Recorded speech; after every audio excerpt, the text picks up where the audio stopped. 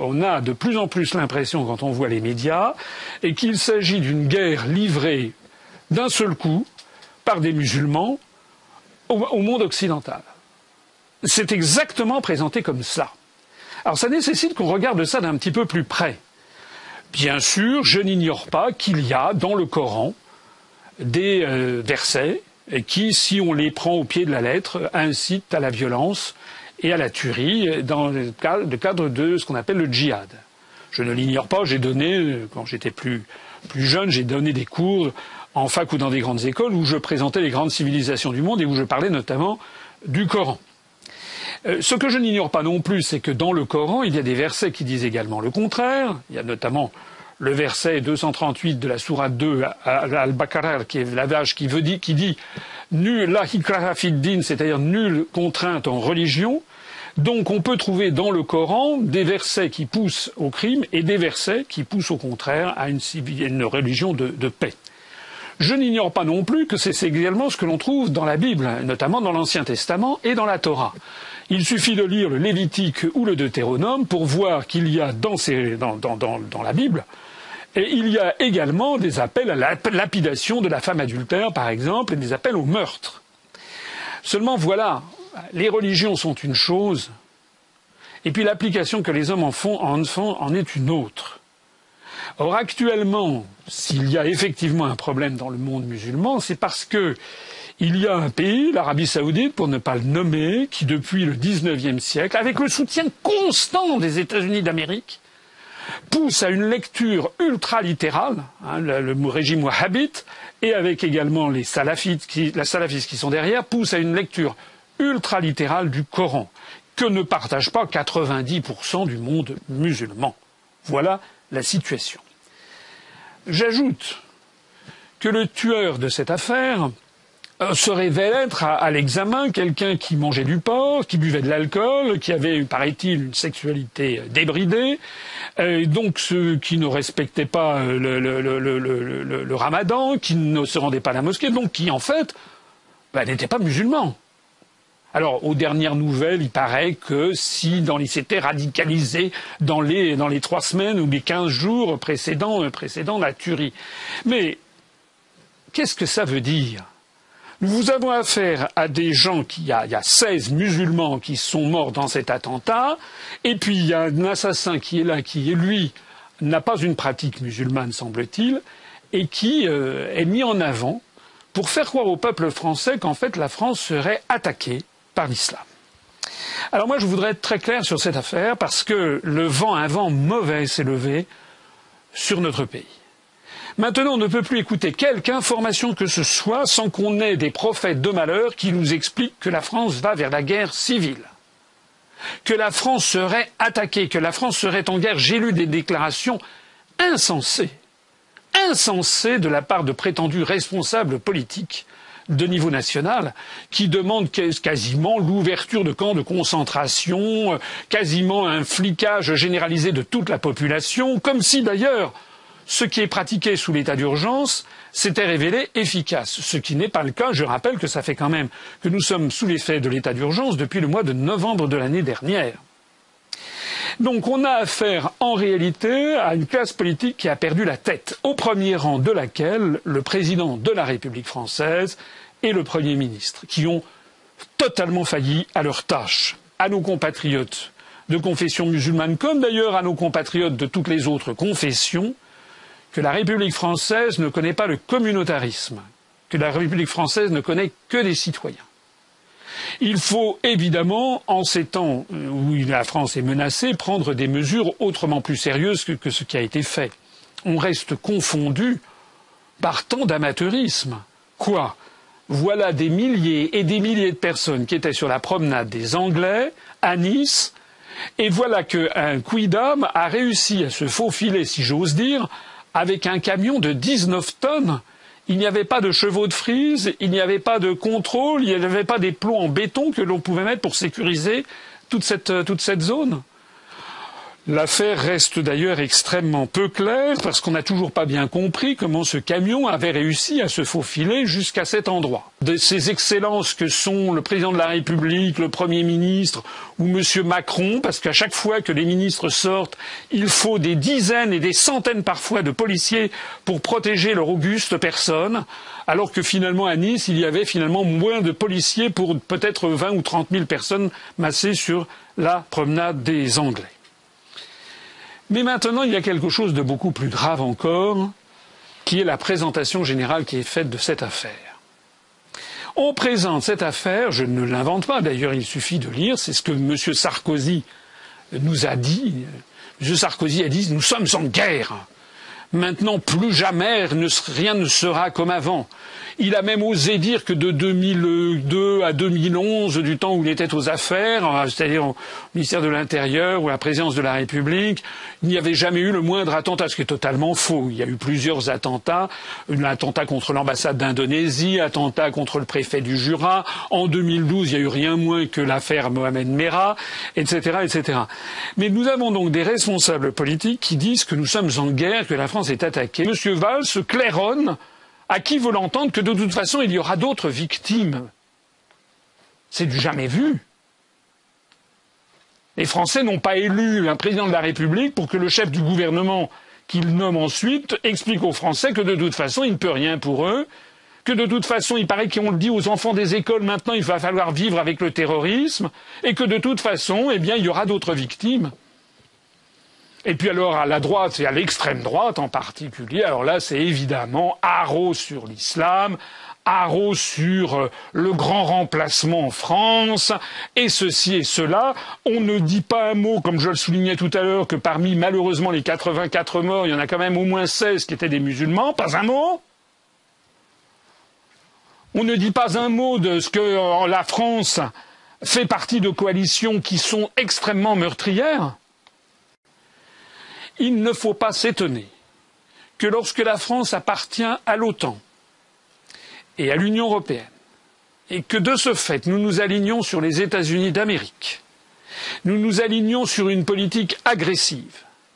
Nous sommes un pays qui, et M. Sarkozy en sait quelque chose, puisque c'est M. Sarkozy qui, sans demander l'avis des Français, est allé bombarder la Libye, détruire le régime libyen, faire assassiner Kadhafi. Est-ce que le régime saoudien, est-ce que le régime du Qatar, est-ce que le régime du Bahreïn, qui sont des régimes qui sont tenus à bout de bras par l'Occident et avec lesquels d'ailleurs M. Sarkozy ou M. Hollande font leurs affaires quotidiennement, est-ce que ces régimes sont plus démocratiques que celui de Kadhafi? La réponse est non.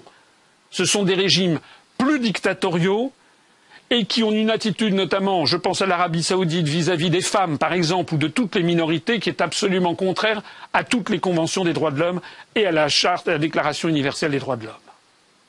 Le résultat, c'est que M. Sarkozy a fait détruire la Libye. 2/3 des habitants de la Libye ont fui leur pays et ont alimenté notamment cet effet de château de cartes qui s'est effondré au Machrek et au Maghreb et au Sahel, avec notamment l'arrivée de ces réfugiés de guerre que l'on baptise des migrants.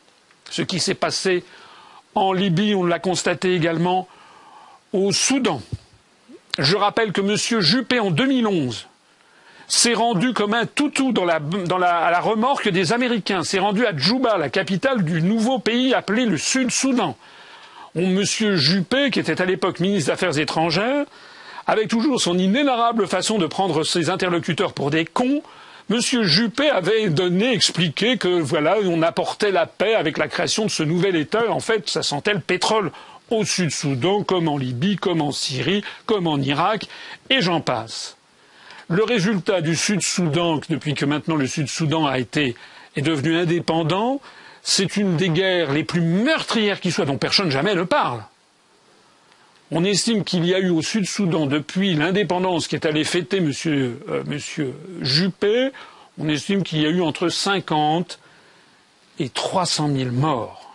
Et ça continue en ce moment même, avec des crimes contre l'humanité qui défient l'imagination.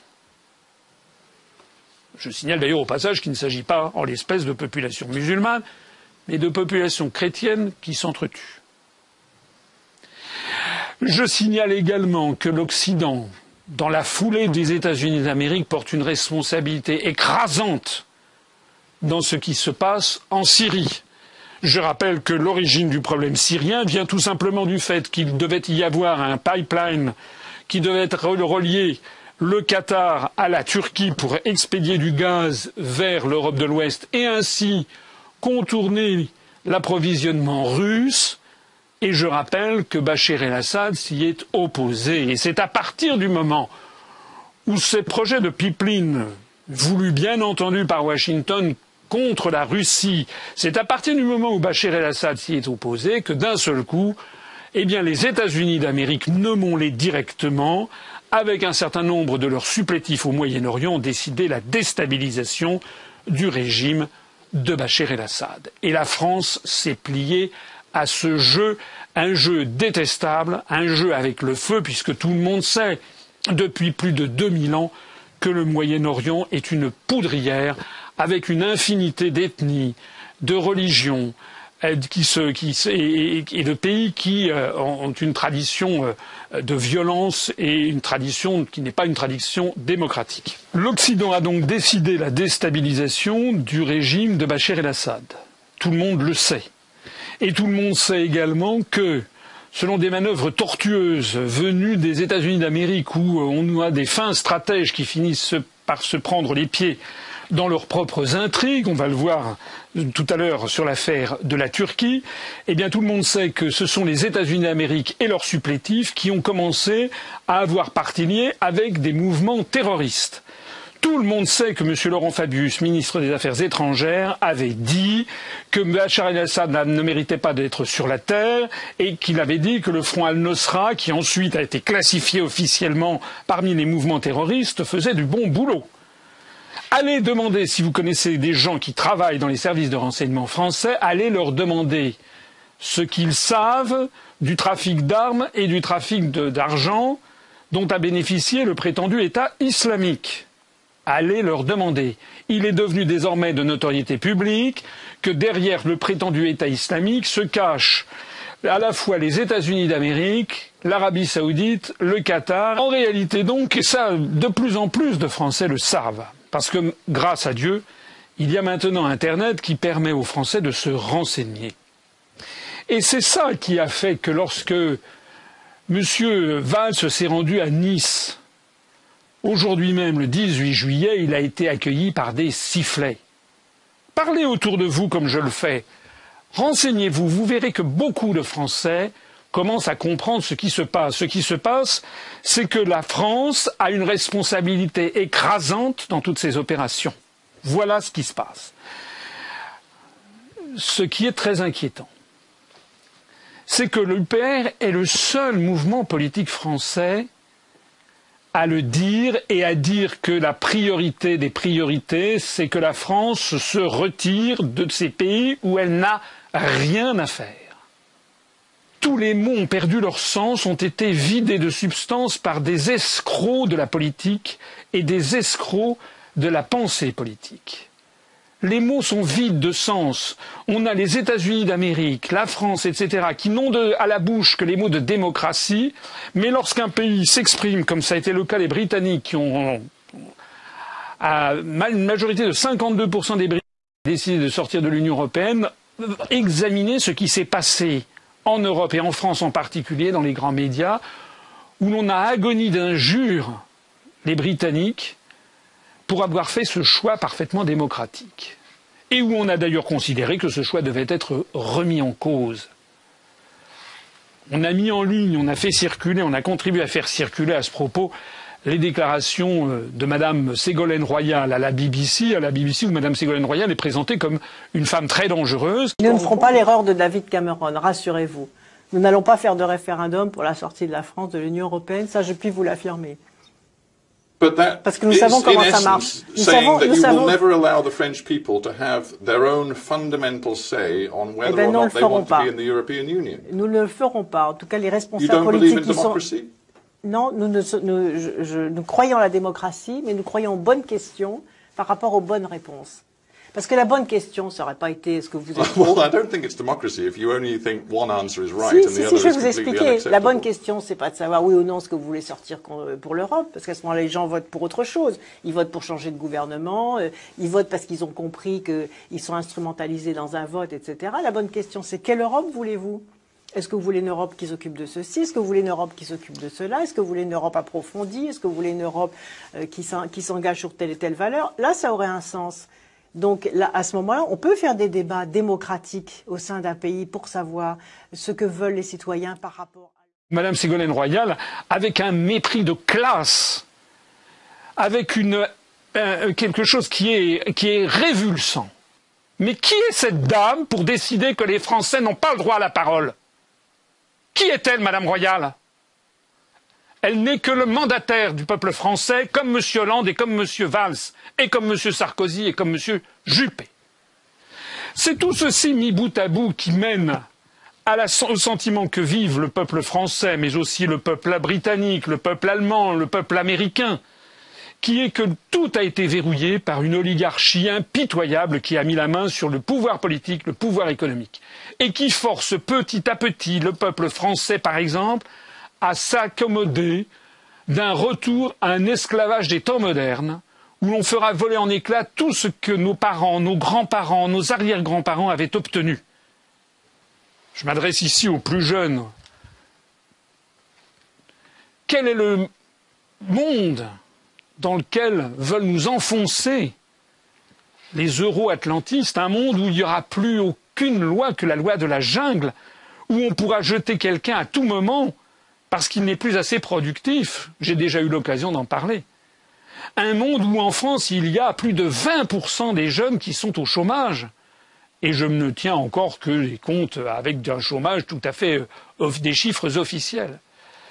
Donc c'est tout ceci qui, mis bout à bout, fait que la marmite est en train de bouillir en France et que de plus en plus de Français, il suffit de dresser l'oreille, disent que ça ne peut plus durer. Je rappelle d'ailleurs au passage, parce que les gens ne le savent pas, que le nombre de morts qui a été commis par les Américains et leurs alliés européens en Irak, en Afghanistan et au Pakistan, c'est 1,3 million de morts civiles minimum, selon les estimations les plus fiables et les plus sérieuses. 1 300 000 civils. Ça fait quelque chose comme 15 000 à 16 000 fois plus que la tuerie qui est arrivée sur la promenade des Anglais. Est-ce que les Français peuvent réaliser ce que peuvent penser de l'Occident les peuples du Moyen-Orient, en particulier en Irak, en Afghanistan, au Pakistan, qui depuis maintenant plusieurs années ont vécu 15 800 ou 700 ou 800 tueries de civils comme celle que nous venons d'avoir, 15 800. Est-ce que les Français peuvent le comprendre et peuvent comprendre que nous sommes lancés dans une politique de dingue et que la France doit absolument cesser au plus vite notre participation à cela? D'ailleurs, il suffit de regarder les pays du monde qui ne font pas partie des coalitions menées par les docteurs Folamour de la Maison-Blanche. Je note qu'il y a au Royaume-Uni un grand mouvement qui se développe ces jours-ci, des familles, des victimes de soldats envoyés en Irak par Anthony Blair, le Premier ministre de l'époque. Il y a un grand mouvement qui se développe au Royaume-Uni pour essayer de traîner M. Tony Blair devant le tribunal pénal international. De toute façon, la justice finira par passer. De toute façon, il faudra que ceux qui ont déclenché des guerres, qui ont fait des millions de morts, rendent compte à la justice des hommes et à la justice internationale. Rapatrier au plus vite toutes les troupes que nous avons dans des pays où nous n'avons rien à faire sera de sortir de l'OTAN. Ça sera également de présenter nos excuses pour les peuples que nous sommes allés bombarder, pour des raisons ignobles. Pourquoi M. Sarkozy est-il allé faire assassiner Kadhafi? Tout le monde le sait. Si l'on veut que la violence cesse en France, il faut que la France soit aimée et respectée par son propre peuple, c'est-à-dire il faut que la classe politique, qui est une espèce de mafia tenue par l'oligarchie, dégage, et que ce soit désormais des Français venus de l'ensemble du peuple français qui reprennent les manettes et qui réimposent une démocratie et un avenir à notre pays.